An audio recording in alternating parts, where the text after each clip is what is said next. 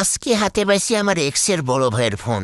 হালাই দিয়ে বনে অনেক অত্যাচার করছে আমার লাগে। শুধু অত্যাচারই কইলে তো ভুল হবে, সাথে দুটা চটকানাও দিয়েছিল আমারে। আজকে পাইছি তোরে চান্দু, তোরে খাইছি আজকে। বাজারে অনেক ঘোরাঘুরির পরে আমার কাছে এসে আটকাইছে। এসে মিষ্টি করে বলতেছে, ভাইয়া দেখো তো আমার এই ফোন দুটা মানে এলজিয়ে লাগবে না কি করা লাগবে একটু দেখে দাও। বলতেছি ভাইয়া, ফোন ভাঙলে তো একটা ভাঙে পড়ে, একসাথে দুইটা ভাঙার রহস্যটা কি? ভাইয়াটা বলতেছে, ভাইয়া আমি রাগ করে ভাঙছি আপনার ভাবিরটা আর আপনার ভাবি ভাঙছে আমারটা। আমি বলতেছি মাঝে মধ্যে যদি দুই একটা করে এরকম কাস্টমার পায় তাহলে তো আমার ঈদ লেগে দেবে ভাইয়া।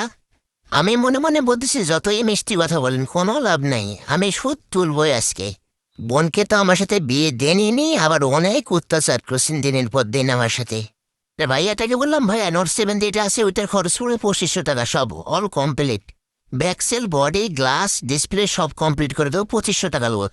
তো ভাইয়াটা বলছে অনেক ডকুমেন্ট আছে তাড়াতাড়ি করেন ভাইয়া। আবিরটার খরচ আসবে 1800 টাকা। তো বলছে ভাবিরটা আজকে না আমার টাকায় করে দিন, আমার তো অফিসিয়াল ফোন, আমার কাজের ফোন অনেক। তো আমি বসাটি আস্তে আস্তে কাজ করতেছি আর মনে মনে বলতেছি কার মুখ থেকে যে উঠছিলাম যে আজকে এমন একটা মুরগি পাবো, তাও আবার এক্সের বড় ভাইকে।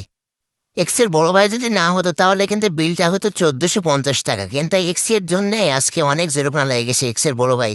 তারপরে অনেক খারাপ আচরণ করছিল আমার সাথে, এটার পাপের ফল তার আজকে দিতে যাচ্ছে। বলের মাসুলটা আজকে সে হাড়ে হাড়ে দিবে আমারে। এইভাবে ফোন নিয়ে এসে দিয়েছি, আমগো ভেতরে কি আনন্দটা লাগে রে ভাই, এটা শুধু মোবাইল টেকনিশিয়ানরাই বুঝবে এটার যে কত আনন্দ। ফোন হাতে পাওয়ার সাথে সাথে মনে হয় কাছে বক্স টক্স থাকলে ডিজে গান ছেড়ে নাচে নি একটু।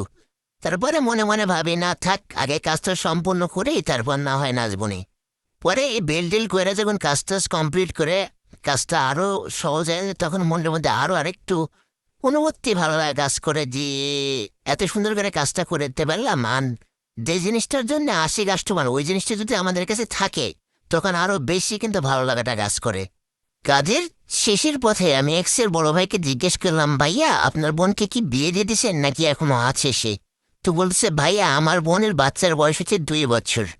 তখন আমি বললাম, মার হাবা, ভালোই তো, আমি এখনো বিয়ে করতে পারলাম না আর আপনার বোনের বাচ্চার বয়স হয়ে গেছে 2 বছর। তেমন কিছু না, মনের ভিতরে একটু আবেগ কাজ করছিল।